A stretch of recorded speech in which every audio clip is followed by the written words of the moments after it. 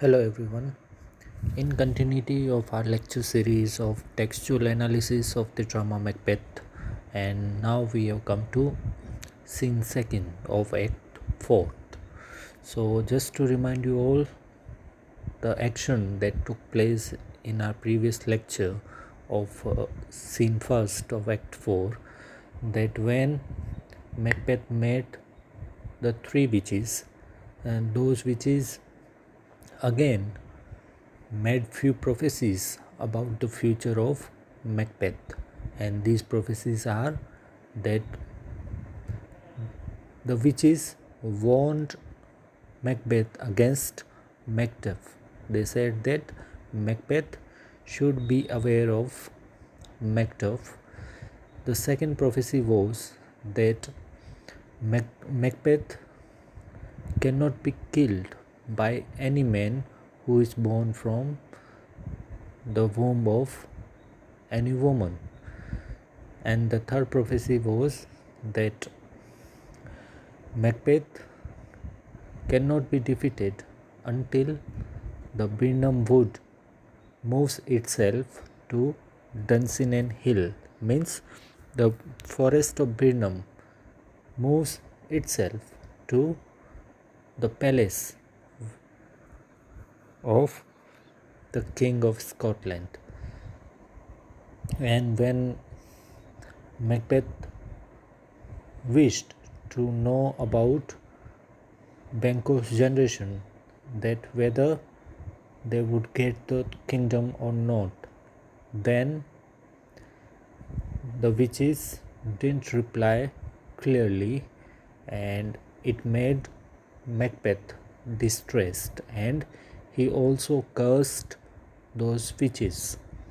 So after this, Macbeth gets the news that Macduff has fled to England, and this made Macbeth filled with anger, and he decides to kill Macduff's wife and his children. So that's the major action that took place in the previous scene, and now we'll start with act 4th scene 2nd, as you can see on the screen. Now I am sharing the text from where we will start our textual analysis. Yes, as you can see on the screen, this is act 4 scene 2nd. 5 is the name of castle of Macduff. So 5 Macduff's castle. Enter Lady Macduff, her son, and Rose. So these are the characters in this scene. Lady Macduff is the wife of Macduff, her son, and one of the lord named as Rose. So Lady Macduff starts the scene and she says, what had he done to make him fly the land? So as the scene starts, Lady Macduff asks a question, that what has he done that he had run away from the country. So she is asking about her husband Macduff, that why he had run away from Scotland. So what's the reason behind this? Rose, you must have patience, madam. Then Rose replies that, madam, you must have patience. You should keep patience. Lady Macduff, he had none. His flight was madness. And Lady Macduff replies that, you talk of wisdom? Is it wisdom to leaving behind his wife? Is sensible. So he had done none. His flight was madness. When our actions do not, our fears do make us traitors. So Lady Macduff says to Rose that you are talking of wisdom, but is it wisdom to leave behind his wife, his children, his castle, and all his titles at the place from where he has run away out of fear. So he had none, his flight was madness. When our action do not, our fears do make us traitor. So Lady Macbeth says that my husband had no patience, his flight was an act of madness. And even when our actions are not treacherous, our fears prove us to be traitors. So in this way, she intends to say that with such action, Macduff has proved his treachery, and in this way, he has become a criminal for the country of Scotland. Rose, you know not whether it was his wisdom or his fear. Then Rose replies that you do not know, madam, whether Macduff has done so because of his wisdom or out of fear.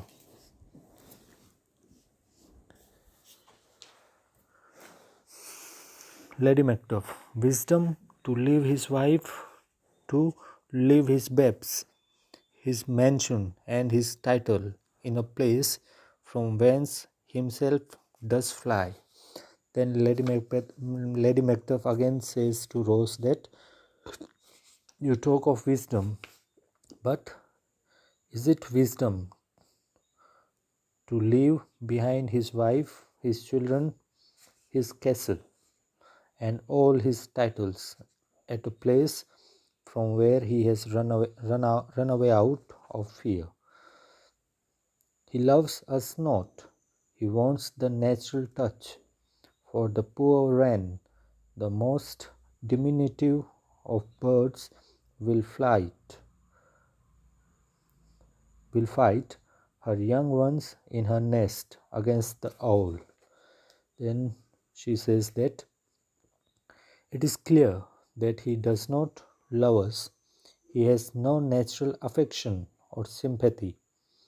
He is worse than the little bird wren itself, who will fight with the owl to protect her young ones in the nest. All is the fear, and nothing is the love. As little is the wisdom, where the flight so runs against all reason. So he has fled out of fear, and he has no love for us, and there seems to be no wisdom in his flight, which is contrary to all reasons. So in this way, Lady Macduff says that his action is not very wise, because it proves that he is a treacherous, and it also proves that he doesn't love his family. Rose, my dearest cause, I pray you school yourself, but your husband is noble, wise, judicious, and best knows the feats of the season. Then Rose tries to depend the action of Macduff, and he says that, my dearest cousin, I pray you school yourself, means I pray you to have patience. But for your husband, he is noble, wise, judicious, and best knows the fates of the season.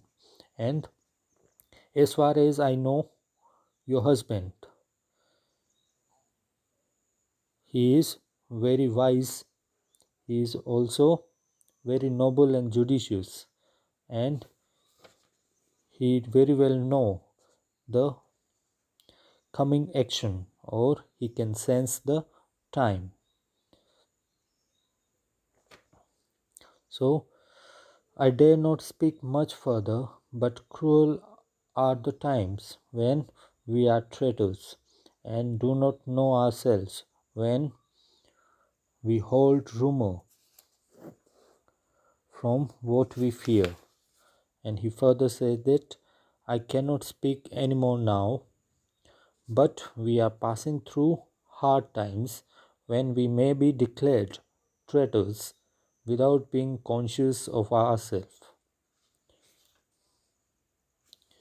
When we begin to believe in every idle rumor only out of fear,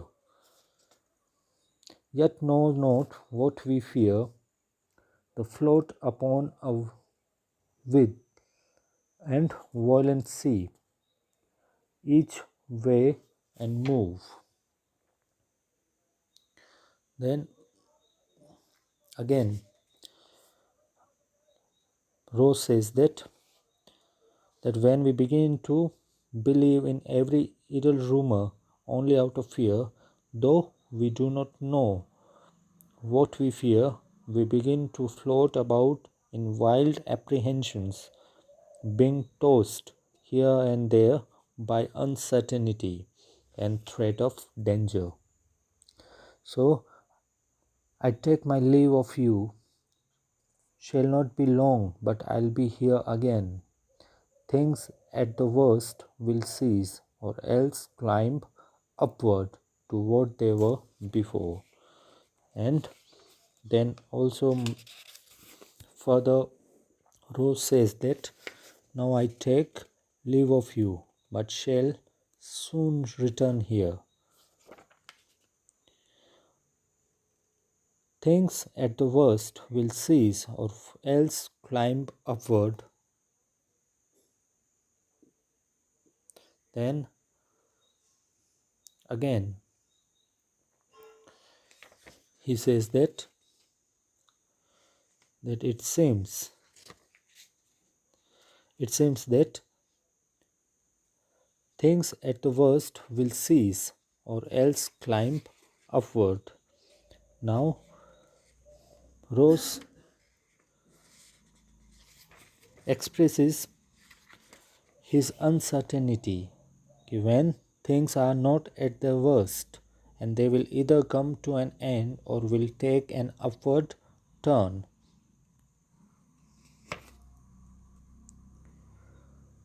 Or else climb upward to what they were before. My pretty cousin, blessing upon you. So, my dear sweet little cousin, God blessing be upon you. Lady Macduff, fathered he is, and yet he is fatherless.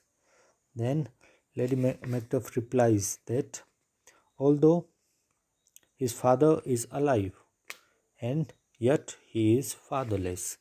So here Lady Macduff is referring to his son, that although he has his father alive and yet he is fatherless, means at this dangerous time his father has fled away from here.